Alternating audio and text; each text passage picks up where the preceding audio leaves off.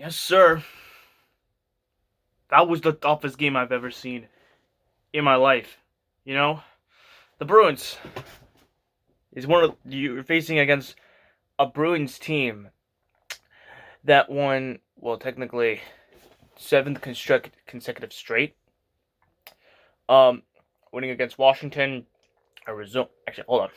Sorry, against Anaheim, Minnesota, Dallas, Detroit, Columbus, Pittsburgh, and the Rangers. Like, it's just one of those nights where coming in this game, you feel like the Bruins were gonna, like, win this game. I had a feeling like, well, it's Boston, and look, nobody wants to play against Boston. Nobody wants to face them in the playoffs or the right season. Like, no one wants to play against Boston, especially if it's the Bruins. Well, if you're a Leaf fan like me, like something like that. But the Leafs come away, they hold on to the lead, and thank God, because, well, you beat a first placed team for the second time this season, as the Leafs beat the Boston Bruins 2-1. And with that, they have now improved to 6-4-2 of the season, and this team is, making a push right now. They're actually doing pretty good. It was a tough one. Don't get me wrong. It was close in it was great in the first period. In the first period, the second one wasn't really. It's just not a good. Wasn't good.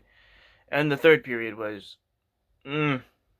close, with penalty after penalty after penalty after penalty. But we still pulled off the upset, if not mistaken, the W against the Boston Bruins, which is basically, the new Bruins without Bruce Cassidy.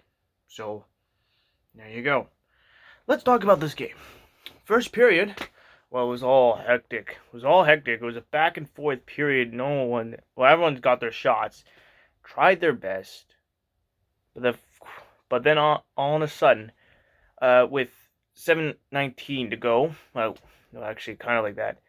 7:19. At 7:19, Austin Matthews scores his fifth goal of the season, assisted by Matt Bunting and no, it's not Matt Bunting, Michael Bunting and Mitch Marner, and with the backhanded goal, well, behind the net goal, I'm assuming, and after one period of play, you are up 1-0. Shots on goal, 11-7. All right, that's actually pretty good. Second period was just a whole new level because, oh god, this is where it's starting to kill. This is where it starts to hurt, because in the second period, John Tavares gets called out on a slash. I think it was like a slashing call. So he goes to the penalty box. You're down to one man, but hold on. With 4:59, the Leafs get another penalty again, and oh yeah, right. Here it goes. It gets even more severe. The Boston Bruins score, this time on the penalty shot, and with that, it's a tie game. And here's the bad thing: Samsonov, oh boy, got outworked by Marchand, and that was when it starts to crumble. Not in a good way, but in a bad way. But it's okay, because the Bruins go on the penalty kill, or in this case, Leafs go on the power play, and the Austin Matthews scores his sixth goal of the season with 14:07, which is basically like 6 minutes and within 6 minutes to go. I'm assuming it wasn't within 6 minutes, but like within like the start of the 6 minutes. Assisted by Mitch Marner and William Nylander, and you're up 2-1. And heading into the second period, you're feeling all confident. It is if I'm not mistaken, you outscore them 15-7, shots and goal wise. It was 26-14 shots on goal for the Toronto Maple Leafs, and this should be good, because in the third period, this is where things get even more severe. Like you had some chances. Leafs had their chances. The Bruins had their chances too. Giordano saved a goal. Ooh, that was close. Leafs get called on the penalty, and I'm like, that's not good. That's not good at all, especially against Boston. But you, however, of course, it was like a boarding call there. Not good. God, there's so many calls. That was so terrible. I wasn't gonna be like, God, really? We're getting absolutely screwed by the penalties? Really? But however, you did what you're supposed to do. You killed off penalty after penalty after penalty, and you actually played a pretty good job. You did play a pretty good game against the Boston Bruins, as the Leafs end the Bruins 7-game win streak, and thank goodness for that, because technically, look, listen, playing against, but like having to see Boston go on a huge win streak is just, oh boy. At least you did a good job by ending their win streak once and for all. And you know what? I feel pretty good about it. Like, hopefully I can feel all good. Oh boy. It's tough as nails right now. It was tough. Shots and goal in the end, the Bruins actually outscored them in the third. I think it was like 7-2. You still won the game with a total of 28 to 21 shots. That was close. That was close. If you think this was going to be a hectic, Bruins are going to win this game, might as well think again. I mean, I know this was tough. I know I had said this before. I've said this. Well, this is the first time I'm saying this. If you can't beat the Bruins, you can't beat the Celtics, and you can't beat the Red Sox.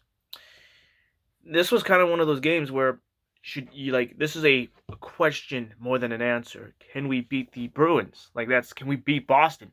If we can, how can we beat Boston? They're the better team. They're literally Boston. It's Boston. What do you expect? You did what you're supposed to do. You beat the Bruins.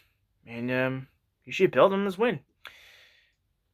Here comes the worst part. Samsonov, did not return in the third period. Leg injury or knee injury, I don't know. It was an injury on Samsonov. So Shelgren takes care of business, fills in the spot, but you still won the game. Shelgren made some saves. Same with Samsonov. Linus Allmark made some huge saves. He made 26 saves, had a .929 save percentage. Samsonov had 13 saves. Had a save percentage of .925. 29, sorry. 50 face-off percentage. The Leafs had 55% of the face-offs, while the Bruins had 46% from face-off. Power play-wise, it was fair power play. 3 power plays for the Leafs, 3 power plays for the Bruins. Hits, well, look, the Bruins were all hectic. What's the word I'm looking for? Oh yeah, I almost forgot. The Bruins had more hits than the Leafs, 47 to 22. And there you go. Matthews had 2 goals. Marner had 2 assists. That's pretty much it. Okay, that's it for this game, because technically the next game for the Toronto Maple Leafs, they take on the Carolina Hurricanes in Carolina on a second out of a back-to-back, and trust me, it's going to be pretty bad. Especially, there's no Matt Murray and there's no Ilya Samsonov, so this is a disaster. But it's early in the season. Come on. So this is going to suck. Yeah, it's going to suck, especially with your 2 best players going boing. They're out. So, 5 p.m. game at this point. And the Leafs play at 6 p.m. against the Chicago Bulls. Hopefully that goes well, because Raptors lost their game against the Mavericks yesterday. So, let's see how that goes. Let's hope Toronto beats the Bulls and the Hurricanes.